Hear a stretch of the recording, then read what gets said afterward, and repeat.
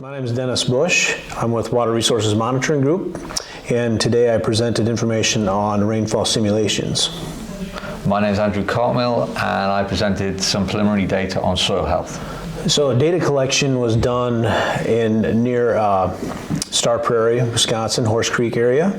So the Horse Creek Farmer-Led Watershed Council has had a plot set up there for several years where they're comparing multiple production systems, which include changes in tillage and different cover crops.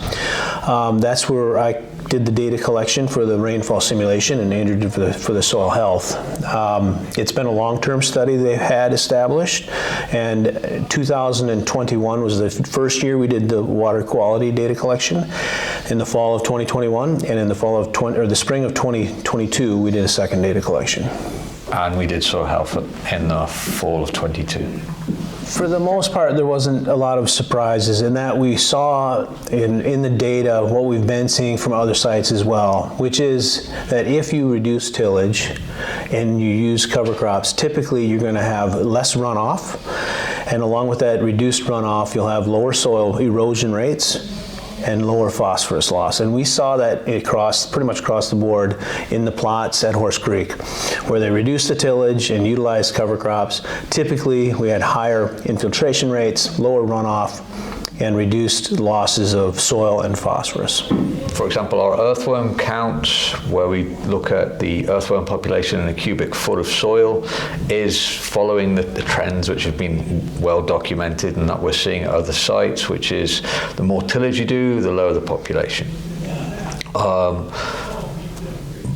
But we're not seeing that at this stage, and again, it's preliminary data, so we have to be careful what emphasis we put on it, but we're not seeing that. We're not seeing a higher organic matter content, and that then of course relates to total nitrogen in the soil. That it's not matching. I don't think it's significant.